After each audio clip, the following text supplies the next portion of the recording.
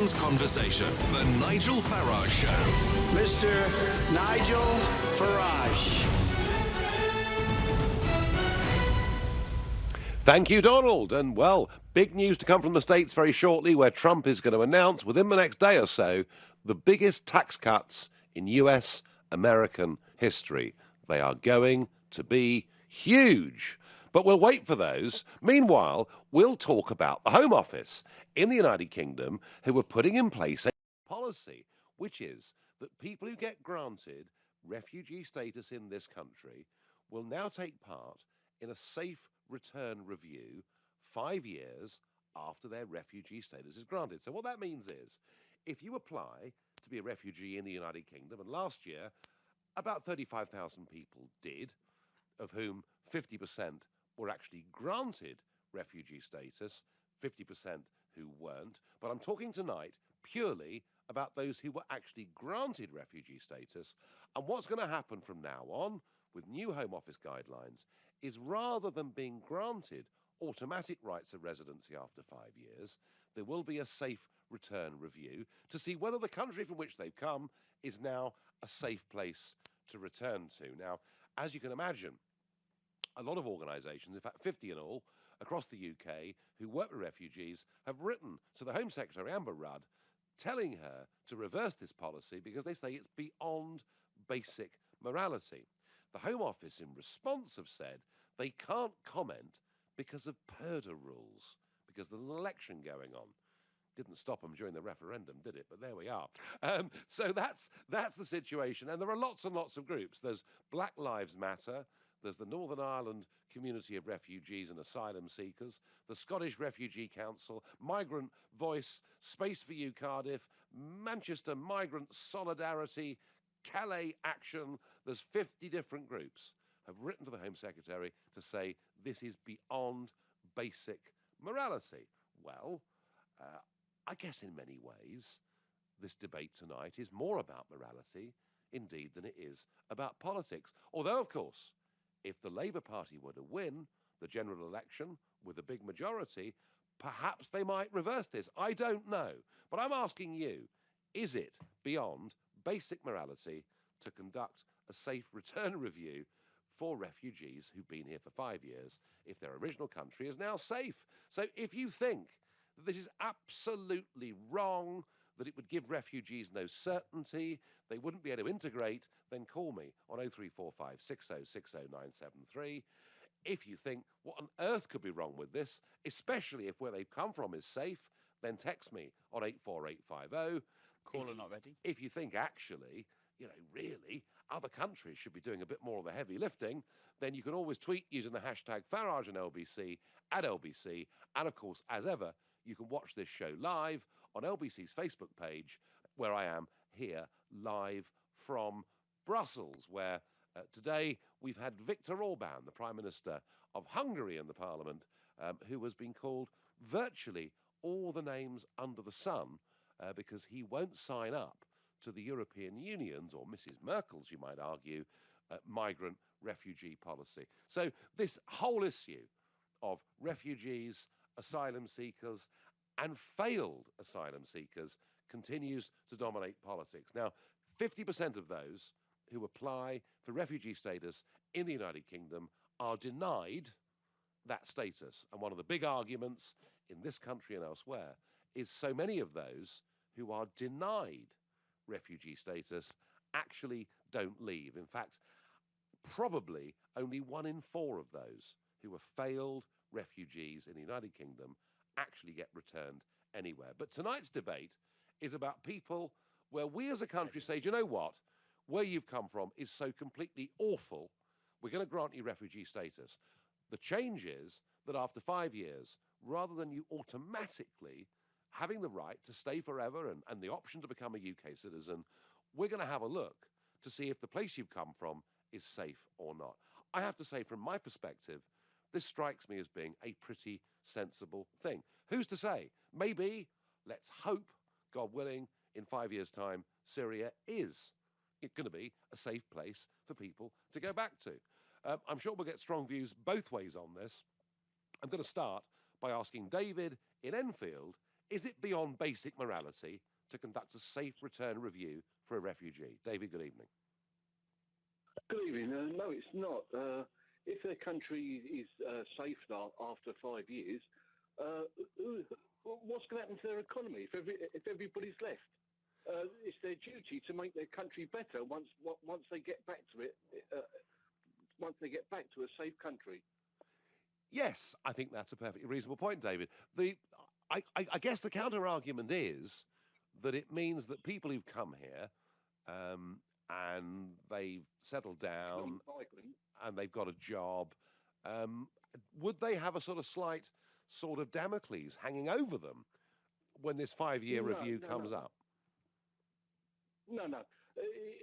If their country is now safe and it's all running smooth and they still want to stay here, that makes them economic migrants. Nothing more, nothing less. Yeah. Okay, David, I think you've just made a very, very strong point, and I thank you.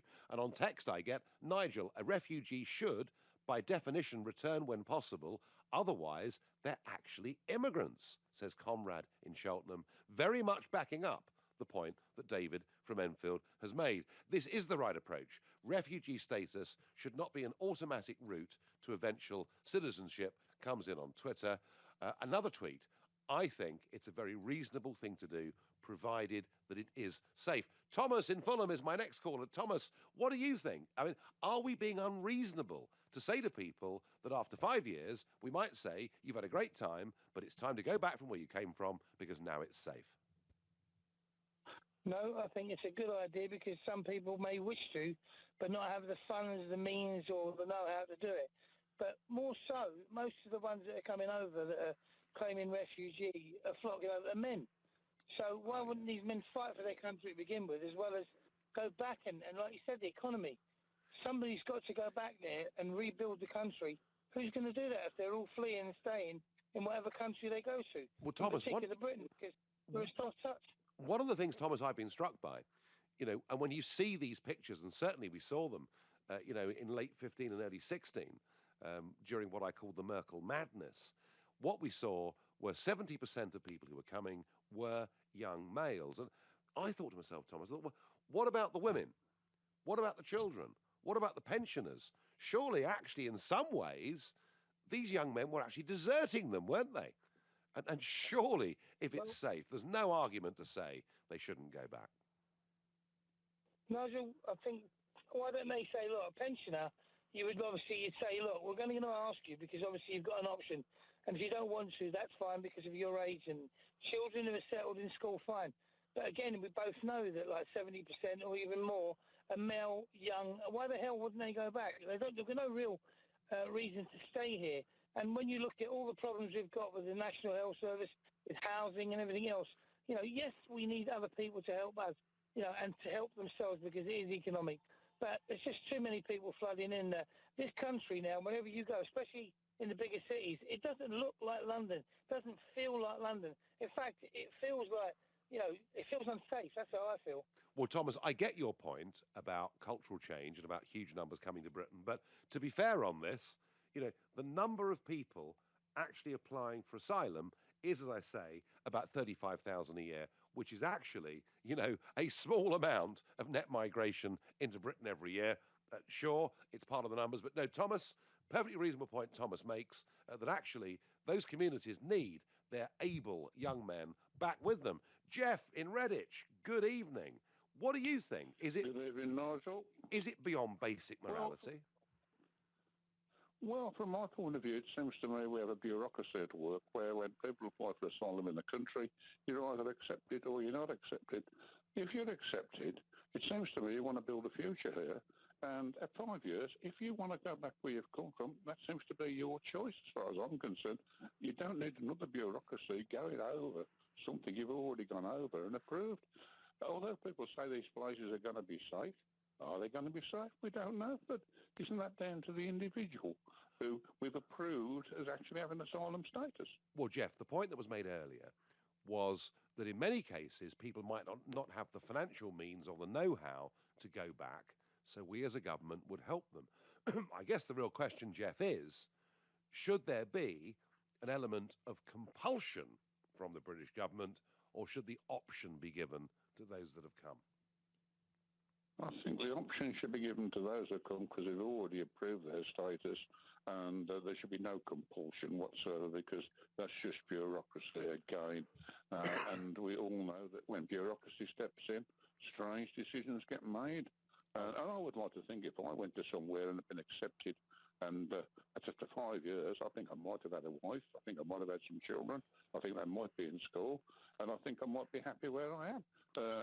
If my country's suddenly changed, I always realise that people have an allegiance in their own inner selves for their own country, and they will naturally go back if things are okay. I don't see why we have to compel people to do things. If we help them, that's another matter. No, Jeff, your point that people may well have put down roots, as you say, perhaps got married, had kids, is a very, very powerful counter-argument. I'm going to ask Olivia in Bristol how she feels about this great debate. Hi, yeah, I think there's quite a big concern about refugees having a time limit of 5 years. It's quite a short time, and one problem we've seen from Germany and Sweden is that the culture clashes can have quite legal problems. We've had problems of rape, sexual assault. If there's a 5-year limit, they won't adapt to our culture, which could cause problems of them living there short term. They might not feel the need to adapt so well. But Olivia, how long, I mean, you talk about rape and you talk about all these things, how long should we as the host country be prepared to put up with this sort of behaviour? Or should we not be prepared to put up with it at all? I do think we should think about whether we should put up with it at all. And as you said earlier, Nigel, maybe think about the women and the children, people who are like in real need to be protected. Yes, well, I think that too. And yet, Olivia, I'm struck again and again, whether it's the camps at Calais, which have now been closed and they moved to Dunkirk, or whether it's those coming through borders in the Balkans, I'm struck again and again and again that it's 70% young males. That, I think, Olivia, is at the root of this problem, isn't it? Definitely, Nigel. And would you have qualms, though? Would you have qualms about the government being able to do this using compulsion? No, because I do feel the idea of a refugee is that we're providing them a temporary, short escape from the turmoil in their own country. I mean, surely we can't just let them stay indefinitely. I mean, there's got to be some future plan of how we can recover our economy, how we can afford this. I mean, it's not just there's not just unlimited funds of taking care of people for indefinite years. Olivia, thank you. Olivia makes the point that we're providing safe haven once there is no more need for that safe haven. What is the problem, particularly with those young men going back to countries where they've left behind children, women and the elderly to help them rebuild their societies? Right now, you're listening to The Nigel Farage Show, exclusively on LBC, live from Brussels, and it's 7:15. Nick Ferrari at breakfast on LBC. Great stuff. And Conservative MP for South West Surrey, Jeremy Hunt. But let's talk about the plans from the Labour Party. A pay rise for the staff, that'll go down well. I think everyone would like to give NHS staff a pay rise. They do a fantastic job. So the real choice for the NHS is which party is going to give us the good result from Brexit, the strong economy that means that we can put that extra funding in and pay our nurses and doctors and everyone the kind of pay increases that we would all want. Nick Ferrari at breakfast every weekday morning from 7, only on LBC. With Hilton by Hilton, now open in Aberdeen. Hi guys, I got the coughs there a bit, I'm sorry. Did you hear that?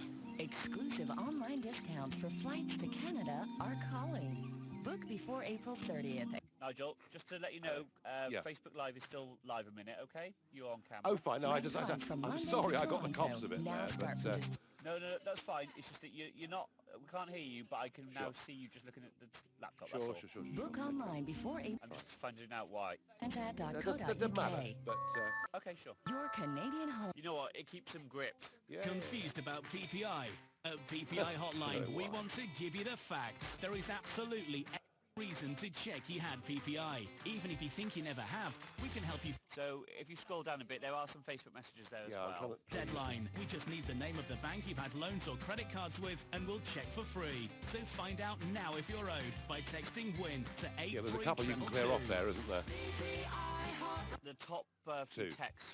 The top two can go, Unlimited BT Infinity is broadband like no other.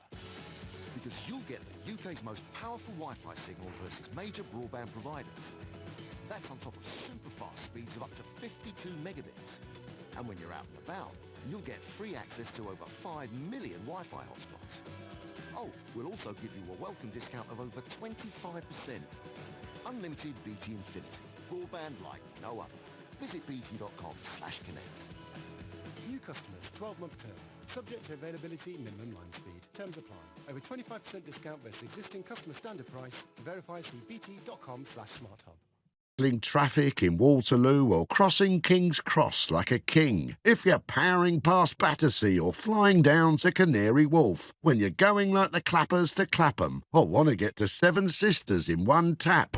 At My Taxi, we're always looking for ways to improve our service and yours. So you can breeze down the bus lane safe in the knowledge that if your cab is black, this app always has your back. My Taxi, the black cab app. Love your skin, love your hair, love your nails. Perfectil delivers nutritional support from within, including zinc, to help you maintain normal skin, hair and nails. Perfectil, the science of beauty, from Vitabiotics, the UK's #1 vitamin company. From Boots, pharmacies and Vitabiotics.com. Here at the Claims Guys, we'd like to offer this assurance to anyone worried by the deadline on PPI claims. There is still time to make your claim. Our experts will work fast to discover if you were ever sold PPI. And once we've completed your free PPI check, you can then pursue your own claim or let us do it for you. It's your choice. Even if you can't find any paperwork, just text the word EASY to 60777 and let the Claims Guys do the rest. Text EASY to 60777 now. The Claims Guys. This is LBC, live from Brussels. The Nigel Farage Show. Call 0345 6060 973. Text 84850. Tweet at LBC using the hashtag Farage on LBC. Go. So the Home Office are, I suppose you could say, getting tough. They're redefining the rules and they're saying, look, if we grant you refugee status and, it's accepted, after 5 years, before you get the automatic right to stay and settle in this country, we're going to have a look and see whether the place you've come from is now a safe place to return to. And whilst that all seems perfectly reasonable, there are 50 groups, and it has to be said, many of them funded by the taxpayer, others funded through charities, who say this policy is beyond basic morality, because people need the opportunity to put down roots, to feel safe, secure, and to integrate. And indeed, Jeff from Redditch made the point, well, you could have been here 5 years, you might have got married, had kids, and settled down. A perfectly reasonable point that Jeff made, but most people saying, no, actually, if we give sanctuary, if the place from which they've come is now safe and secure, surely those people, and mostly, by the way, young men, should go back to help people back in their own country. And an absolute avalanche of text, tweets and Facebook messages. Nigel, asylum seeking has been a short way cut of getting into Western nations by uneducated and unskilled people from third world nations for many years. So a review after 5 years seems a jolly good idea, says Anton in Tooting. If the country the refugee originally came from is deemed safe after 5 years, then they must be sent back, says Ian from Buck. So he believes in compulsion. Others think perhaps it should be an option.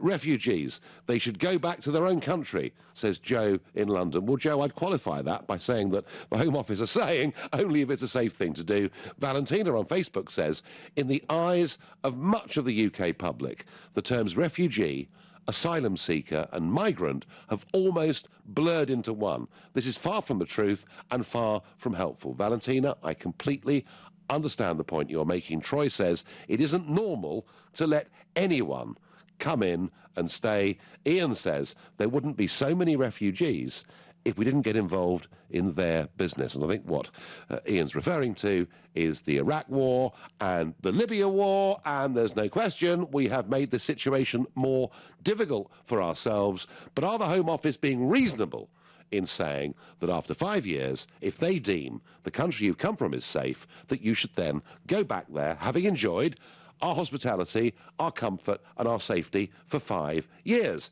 And I'm going to ask Sally in Chessington that very question. Good evening. Good evening. Sorry, I'm Barry. I'll just pass you over to Sally. Here she is. Right, okay. Hello, Nigel. How are you? Sally, hello. Gosh, you've got somebody doing the phones for you. That's marvellous. Now, Sally, tell me, what do you think? What do you think? I am actually here to represent white and English-speaking refugees because I myself am one. Yep. Do you have a problem with people like me? Well, explain, Sally, where you came from. I came from Australia. I sought asylum in England from Australia 5 years ago. Do you not want people like me in your country? Yes. And what were your grounds, Sally, for seeking asylum? Do you not think that people from Australia can seek asylum? Because what about Julian Assange? I'm just trying to think about this for a moment. So you come from Australia, which the last time I looked was a highly civilized country that wasn't persecuting minorities on the basis of their religion, their race, their political point of view.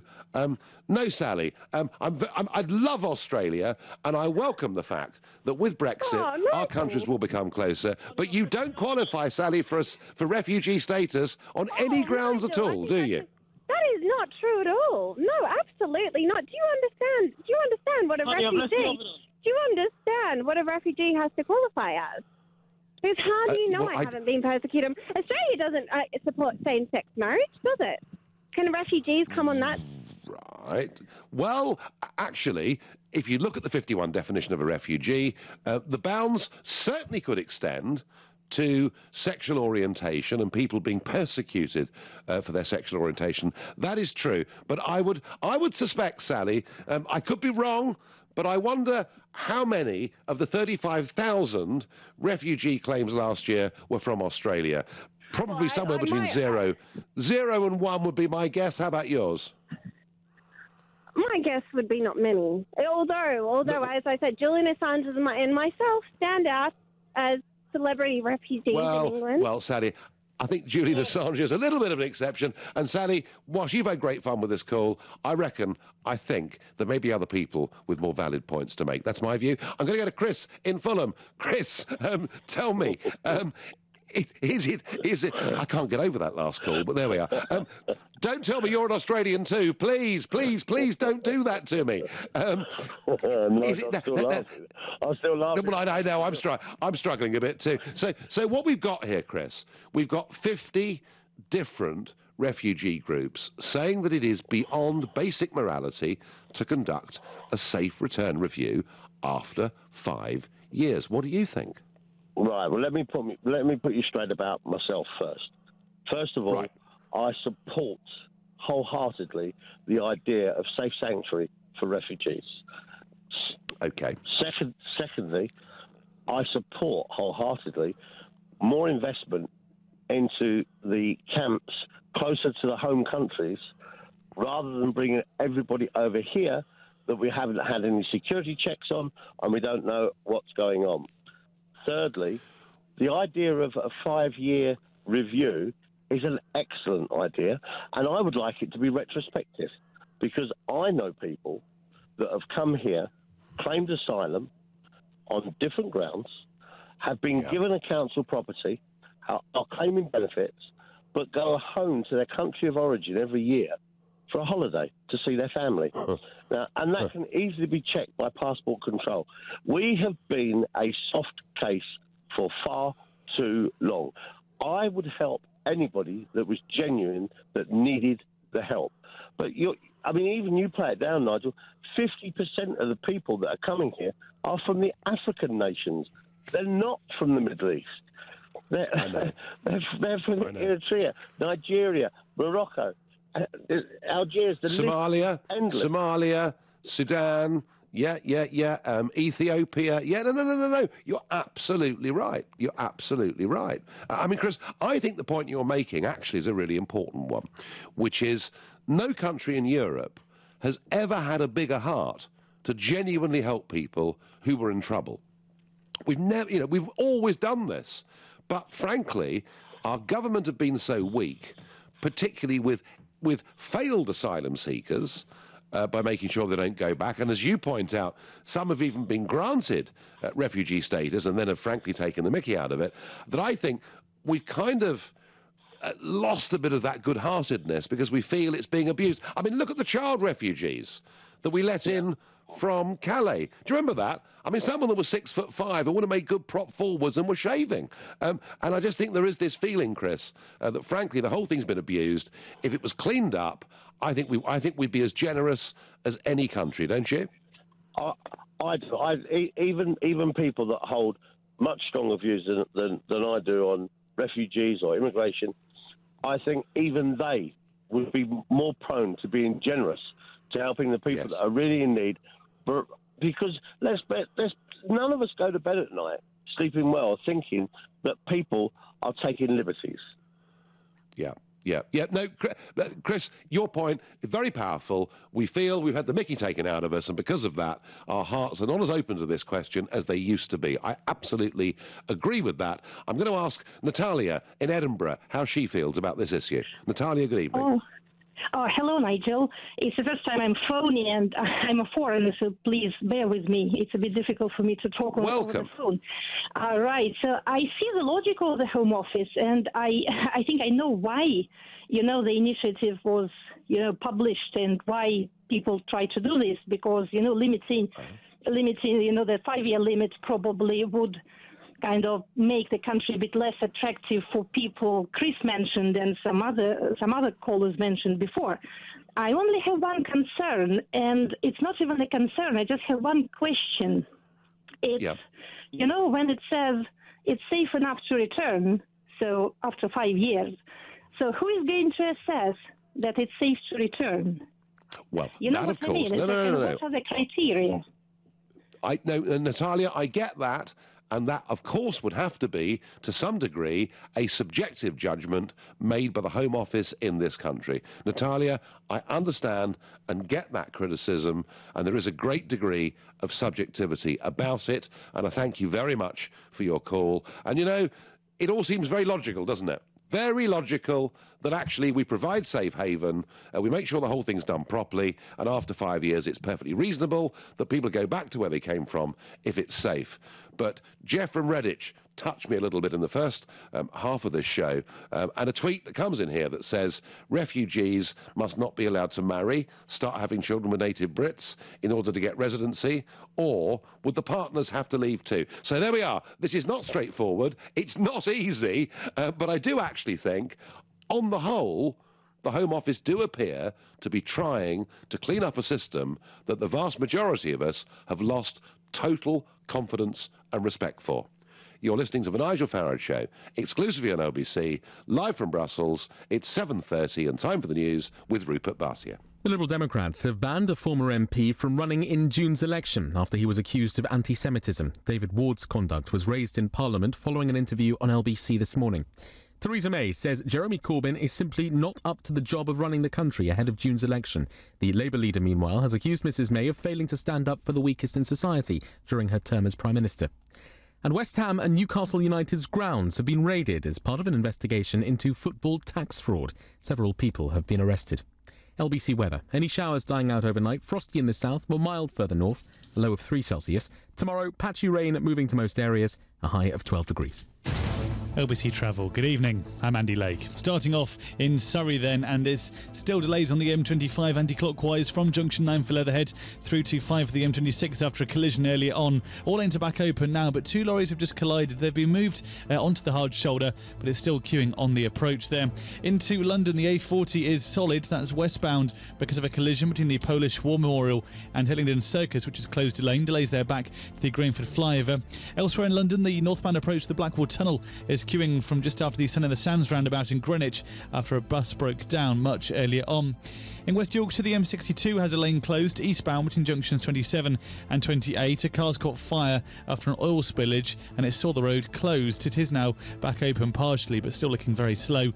For more real-time traffic updates, go to lbc.co.uk. This is LBC. Selco Builders Warehouse is much more than just a builder's merchant, and we've just opened a new branch in Crayford, London. With huge stocks of of timber, building materials, plumbing, electrical, decorating, kitchens and bathrooms, tools, and much, much more on the shelf. Selco is stacked to the rafters with thousands of trade price products ready to take away same day. But don't just take our word for it, see it for yourself. Selco Builders Warehouse, now open in Kennet Road, Crayford, London. Get it straight from Selco. Selco. It's where the trades go.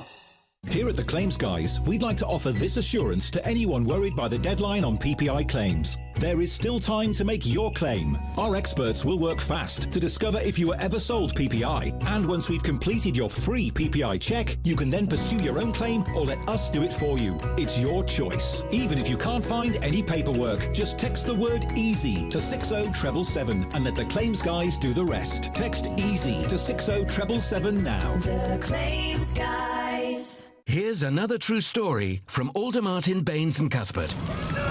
When fire tore through a residential London development in 2015, the local health and safety executive were quickly on the scene. Fortunately, ABC had all the right health and safety paperwork and certificates, and to the great relief of the building's owners, were able to prove there was no fault. No fuss, no hassle. For block management, ABC Estates will give your story an ending that'll make you as happy as Larry. Find out more at abcestates.co.uk or call 0800 888 6688. Welcome to London's exquisite Indian dining experience, Marla Restaurant. The finest North Indian cuisine in the most charming setting. Find us in the heart of one of London's divine hidden gems, St Catherine's Dock. Marla Restaurant. Visit us in St Catherine's Dock or go to marlarestaurant.co.uk. Marla. Discover a jewel in London's secret paradise. Hello to spring markets booming with laughter and jokes that leave you smiling days after. Say hello to something new today at helloyoudating.com. And relax. It's Trustatrader. Bloomin' lovely tradespeople who do the job right. Visit trustatrader.com. The Nigel Farage Show, live from Brussels, only on LBC.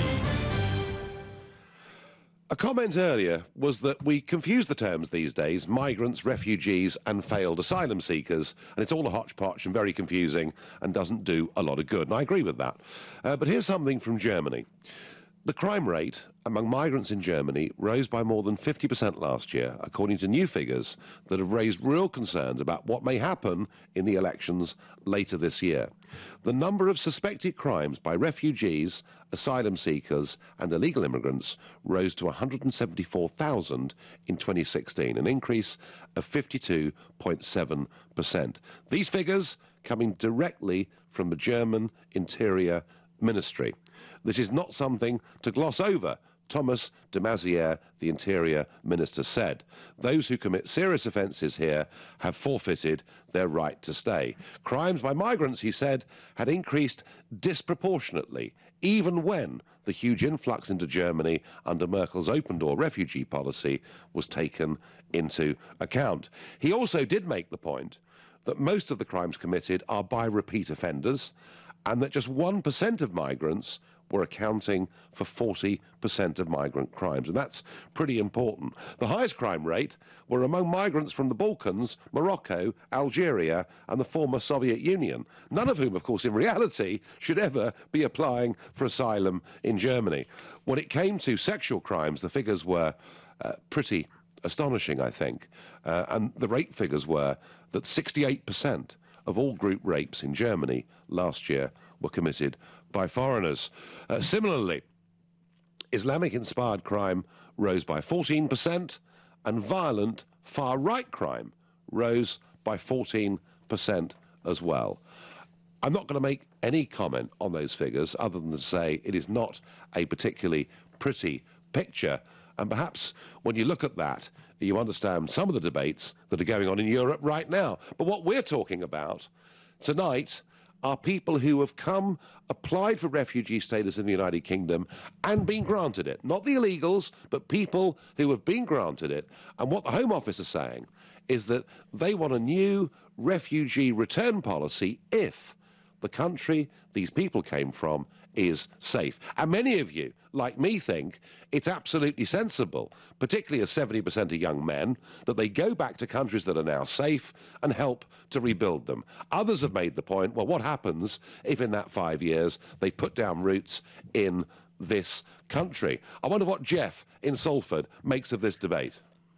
Hello, Nigel, you okay? Good evening. I'm very well indeed, thank you. So what do you think, Jeff? Is it a reasonable policy or not? Now, I'm not your biggest fan, I'm not going to lie. Now, I'm going to ask you this. What gives you the right to say that after 5 years, when a refugee has come to our country, that they should go back home? Well, nothing, Jeff, gives me the right to say it. And let's just get this debate correct. This is what the Home Office are proposing for the future, okay? And you know, a lot of people think that, I mean, you know, as someone says to me here, Jeff, on a tweet, refugees seek refuge. So when it's safe, they no longer need refuge. So they should return home. And that's what Frank from Mansfield says. What's wrong with what Frank says, Jeff? So you essentially, what you're doing, you're kicking people who have been working hard. It could be myself, for instance. I'm not a refugee. It could be someone like myself who worked very hard, and after 5 years, you essentially kicking them out. Is that correct? Well, the proposal is that people are granted refugee status, and if after 5 years the country that they've come from is now deemed to be safe, they would be returned. That is the proposal, Jeff, that is here from the Home Office. If you disagree with that, tell me why. I disagree with that because if I was in someone else's shoes, okay, let's put it this way. So say for instance, I want to go to Spain. And I was there for 5 years as a refugee. Now, what gives me the right, or gives someone else the right, should I say, to send me back to England after 5 years? Now, put it the other way around. Surely people who come to this country and have been here for 5 years, then from a moral point of view, that's what I'm talking about, a moral point of view. No, and Jeff, I accept, Jeff, I accept that this is much more of a moral debate than it is a political debate. But what qualifications would you have to be a refugee coming from Salford? Tell me. Well, I deliver fruit and veg myself for a living, so it wouldn't apply to me necessarily. No, it wouldn't apply to you, would it? No. Well, no. I hope not, unless a war breaks out. I don't think so. I mean, is it, Jeff, is it the element of compulsion that worries you in this? Compulsion, dictatorship, potentially. I feel... Do you have any morals, Nigel, is the question then I'll put to you. Well, Jeff, I understand the argument you make, absolutely, and I counter it by saying, if the country is safe, and if 70% of those who have been granted refugee status are young men, surely don't the countries that they've come from, that might have been through wars and strife, don't they need their young men back? What about if these young men have come with their families? What's the situation in that point of view? Well, in some cases, Jeff, in some cases that will be the case, but in most cases it isn't. Jeff, I take you've got a very principled view here, which is if we've offered somebody refugee status, then that should be that, and they should not be compelled to leave. And I get that, and it's a highly principled point, and there's nothing wrong with it. However, from what I'm seeing tonight on this show, a majority of people think actually the Home Office position is perfectly reasonable because being a refugee means you take refuge, and that implies that it's temporary and not permanent. Jeff, I thank you very much for your thoughts and your call. And I go to Andrew in Wandsworth and I ask him, is it beyond basic morality to conduct a safe return review? Evening, Nigel. Yeah, I think it's more than fair, to be honest. More than fair. As you were saying just before, a refugee, I mean, I was just looked up the definition of it, and it's the state of being safe or sheltered from pursuit, danger, or difficulty. So after 5 years, after a review, if it's safe to go back, then why not? Well, what's the reason to stay here anymore? Unless, like some people have said, you put down roots, but I think that should be part of like a means test. What those refugees contributed family-wise, work-wise. Have they paid into the healthcare system, our tax? That's where it gets tough, Andrew, isn't it? That's where it gets tough, and it gets very subjective. But I mean, clearly, if somebody's come and they've come from Syria, for argument's sake, and they've got married and had 2 kids in that 5 years, then it's quite tricky, isn't it? It is. But like you said, you have this mostly like 70% of young males coming across, etc. And it's like, well, why aren't they returning once it's safe? Why are they staying here unless it's... Okay, so Andrew, would you accept that there would be exceptions here where people could argue, look, I really have put down roots, without a doubt? There's never clear black and white. There's always grey areas, etc., and it's never always as clear-cut as people wish it to be, but that's the way it is. But I think the review itself is fair. After 5 years, have a look at the state of the refugees' country, and then go from there. So, Andrew, a fair and sensible thing to do, but there will be exceptions, yeah? Definitely. Thank you very much indeed for your call. I get here on Twitter, but what about other refugees who are in danger? People need to leave so others can have their turn. Well, I think there is a point about that. And we said that earlier, didn't we? That maybe our hearts are not as open as they used to be because we feel people have been taking the mickey. Young men should return home as soon as a war is over to help rebuild their country. No ifs, no buts. Hi, Nigel. I'm an immigrant. I support you. The UK has destabilised countries such as Iraq, Libya, and made life hell for people. Therefore, the UK must be held responsible and refugees should be allowed.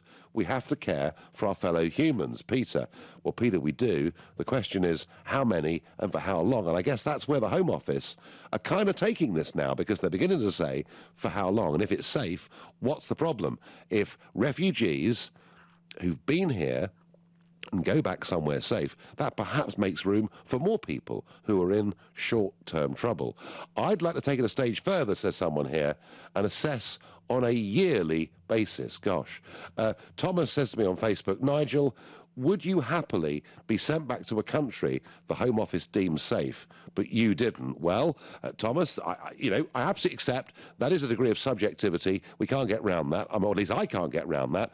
And Peter says a refugee should be a temporary status only. Ray says, surely a genuine refugee would be glad of the first safe country they landed in. It's a slightly separate argument, that, Ray, in that a lot of people have been coming into Britain through Calais claiming refugee status, when in reality, under the rules, internationally, you should claim it in the first safe country you come to. As ever, a complex subject. You're listening to The Nigel Farage Show, exclusively on LBC, live from Brussels. It's 7:45. Coming up at 8 on LBC, Clive Bull. Theresa May is ruling out TV debates, and now Jeremy Corbyn says he won't do it if she doesn't. Is it important that we see the leaders facing each other and the public? Clive Bull on LBC. What do you think of when someone says the word used? Old-fashioned? Out of tune? A bit scratched? Something past its best. Chances are you're not thinking of a Mercedes-Benz. And certainly not one of the latest models. Think Mercedes-Benz approved used. Suddenly, there's a lot more meaning to that little word. Visit your local retailer to find your used car today, and you'll see what I mean. I like the way you work it. Mercedes-Benz approved used. Used, but not what you're used to. Hello to spring markets booming with laughter and jokes that leave you smiling days after. Say hello to something new today at helloyoudating.com. So, you're interested in building a property development business, but feeling unsure about the tax and legal implications and the potential pitfalls. You might have questions like, what business structure do I need? Should I incorporate? What about VAT and stamp duty? Or you may want to know how to minimise taxation on profits and learn about inheritance tax issues. For help, speak to Barnes Rofe, clever accountants for property businesses. Visit barnesrofe.com/radio. Oh, the garden's an absolute mess. It's my turn to have the cross-stitch crew round for tea and Battenberg. I'll have to get a landscape gardener in and a wildlife expert. It's a jungle out there. We could be eaten alive by those deadly flutterbugs. Oh, relax. Relax. It's Trust a Trader. Marvellous local tradespeople who've been tried, tested and reviewed. All specialists in their areas, from landscape gardening to pest control. Oh, visit trustatrader.com. Trustatrader.com. Become a local hero like Chris. He's an electrician. He joined Local Heroes, an online service that matches customers with trusted plumbers, electricians and heating engineers. Local Heroes send me the jobs and I take the ones that work for me. Plus it's really easy to use and free to join. Chris is right. There's no sign-up fee. Dodgy lights, leaky taps, no heating. There's a local hero for that, and you could be one of them. Visit localheroes.com and join hundreds of trusted tradesmen. Local Heroes, a British Gas innovation. The Multi-York Spring Sofa Sale ends Bank Holiday Monday. Get up to 40% off plus an extra 10% off everything. In-store and at multiyork.co.uk. With up to 10,000 cars in stock, buying a car is easy at Car Giant. It's how London buys its cars. Car Giant. This is LBC, live from Brussels, the Nigel Farage Show. Call 0345 6060 973. Text 84850. Tweet at LBC using the hashtag Farage on LBC. 50 refugee groups are up in arms. They say it's beyond basic morality for the Home Office to conduct a safe return review for refugees who've been here for 5 years. Meaning, if we've granted someone refuge in this country and they've been accepted, after 5 years, the Home Office are going to see if the place they've come from is safe or not. And most of you, so far, think that's a perfectly reasonable policy because what we're doing is offering refuge, and a lot of those people, particularly young men, should go back and help rebuild the country. Others warn there'll be exceptions because people have put down roots and they've got married, and some are worried about the element of compulsion. But I think the Home Office actually are beginning to get with the times and catch up, in my view, with public mood. I wonder what Rory and Holborn makes of this debate. Rory, good evening. Hello, Nigel. Hope you're well. Nigel, I'm doing my best. Nigel, I think the Home Office stance is perfectly reasonable. Yep. I think, that they should maybe go a little bit further and with organisations such as the United Nations, not accept refugees at all unless they've already been denied asylum by a country close. So in the case of what's going on in Syria, if Turkey or Lebanon, or Jordan deny them asylum, then we should look at accepting these asylum claims. But I don't think we should be accepting them full stop. The only time we should really accept asylum seekers is if there's a massive civil war in the middle of France, But other than that, I don't think we should be accepting asylum seekers full stop. Yeah. I mean, I do think, Rory, I do actually think that one of the big factors in the Brexit vote last year was Mrs. Merkel saying, back in 2015, we can accept as many, we can cope. As many of you that want to come, please come. And then when we saw that she was then trying to divvy up the numbers amongst the other EU members, and we realised that in a few short years, they'd all have EU passports and then all legally be able to come to Britain, I think this did have an effect on how we voted in that referendum. Rory, I mean, do you look back at our history, though, and think we've been a country that actually has got a pretty fine record on this? We have. We're a very, very generous country, especially the amount of foreign aid we give out every year. But I think there's other reasons that they should go to those safe countries, because those countries are going to be culturally similar to them, and they're more likely to integrate. If you're from Syria, you're more likely to integrate in Turkey, integrate in Jordan. Whereas if you come to the UK, it's very different, and you're not going to integrate into our society, and it does cause problems. It does cause problems, and perhaps some of those crime figures I read out earlier from Germany suggest there are problems. Rory, making the point very clearly, people should claim refugee status in the first safe country they come to, and if those countries culturally are similar, then so much the better. I wonder what Patrick and Lee makes of all of that. Patrick, good evening.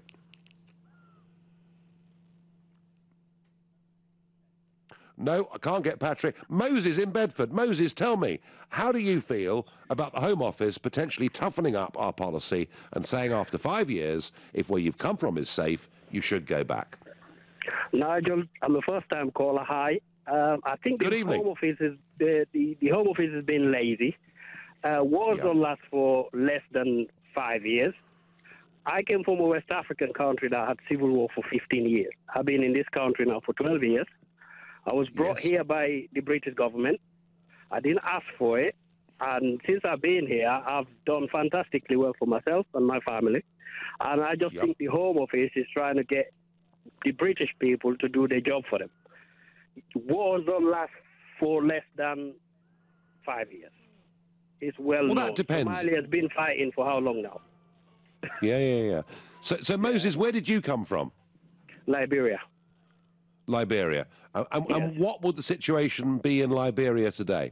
We had it's a lot better now, but we had a civil war for 14 years. As you know, it was well documented. There was a lot of tribal issue, and we had a lot of different governments. It was not a stable country. It's a small country in population terms, but it is still, the struggle still goes on because there's no institution to take people back. Do you know what I mean? It's very tribal. Go on. Yeah. So Moses, would Liberia be considered safe today or not? It will be considered in some areas. Now, if you come from the north side of Liberia, it's not safe. If you come from, say, Monrovia, the capital city, it will consider it safe. Now, to take somebody after 5 years to drop them in Liberia, bear in mind, Nigel, there's no institutions. You don't have the security system you've got in place here where you can go into a police station and report. It doesn't work like that. And no, so Moses, if you get a knock on the door tonight, Moses, from the Home Office, and they say, Moses, old son, you've had your chips in Britain, it's time to go back to Liberia, you would not be very happy, would you? No, as long as they tell me where to go, which area, which street, which house to go, then I'll be all right. Okay. Would you? Okay. Well, it's not going to happen to you, Moses. But you're very open-minded about this, so it's a very, very helpful contribution, and you sound very jolly and very happy. So life has worked out pretty well here, yeah. So one thing also I want to add, live in your country where you're born and come into a foreign country, not the easy thing to do. You live what you know back there. A lot of your friends, like you, Nigel, you will not leave Kent for anywhere. You've been in America, you've been in France, you always come back to Kent, aren't you? Yeah, that's true. Where your friends are, that's where your family are. Yeah. There's nothing like your home. And it's hard to make that decision. And to come and stay here for years and not see people you went to school with is very hard, very hard. I bet it is. Moses, a beautiful phone call. Thank you very much indeed. Now, Patrick in Lee spurned me last time, but I'm told he's now ready. Patrick, good evening. Hello, Nigel. Can you hear me? I can, far away. What do you think? What it is, my parents came here in the 1980s as refugees from Vietnam, and they had 6 children. Well, I remember growing up, my parents claimed benefits.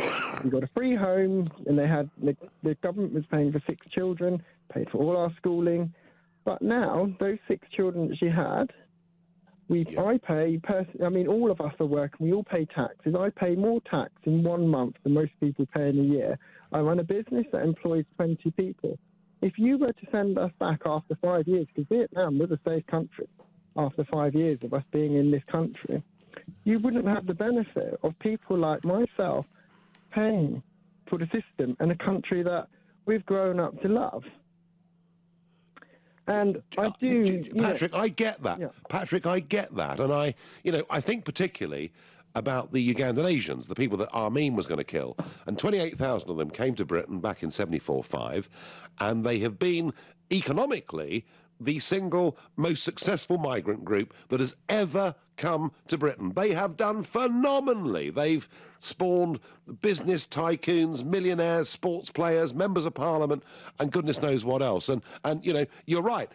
This can work hugely to our advantage. But what's it done after Amin had gone? What's it done for that country? What I think is that you're skewing it out as well, because you've obviously given us the statistics. Only 1% of the in the German population are, known criminals and things like that. But what's happening is that we're allowing that 1% to be stereotyped, and that whole of the 99%. We wouldn't do that with any other type of people. Yes, there are people abusing the system and criminals. Yeah, send those home. I don't care about them. But they don't represent Well, I did try, 99% of people. Patrick, I did try to be absolutely fair with those German crime statistics, but do understand why people are worried about it, and do understand why people are worried about the growth of Islamic terrorism too. Patrick, thank you very much indeed. You're the final caller this evening. My final thought on this is that actually, with a safe returns policy and with a system that deported failed asylum seekers at the time of the application rather than the farce that we've currently got. Actually, if both of those things worked, we would find as a country a lot more room in our hearts to give people genuine refuge. Actually, we could help an awful lot more people if this system came into being. And yes, I completely accept there'll be lots of exceptions. I completely understand that it'll be a subjective view of the Home Office and it won't be perfect. But I do also feel that so many of those countries who've lost their brightest, ablest young people, and without them, communities left behind, you know, of the old, the weak, and surely that can't make a great deal of sense. Now, tonight in London, Theresa May is hosting talks with Michel Barnier and with the European Commission President Jean-Claude Juncker. They're having a working dinner at Downing Street. Gosh, she'll be shocked. Oh, Jean-Claude Juncker enjoys a glass or two, I can tell you. Mrs May has greeted the European Commission President with a kiss on both cheeks as he arrived at number 10. And this is going to be very interesting because, as you know, they want a massive Brexit bill from us. I hope the Prime Minister says no. We will see. You've been listening to The Nigel Farage Show. I'm back tomorrow night in London from 7. Coming up at 10, it's Ian Collins. But up next, it's Clive Bull. Nigel, thank you. So Theresa May is ruling out TV debates. And now Jeremy Corbyn says he's not going to do it either if she won't do it. So does it matter? Is it important that we see the leaders facing each other and facing the public? Later on as well, it's the legal hour. We have your legal question.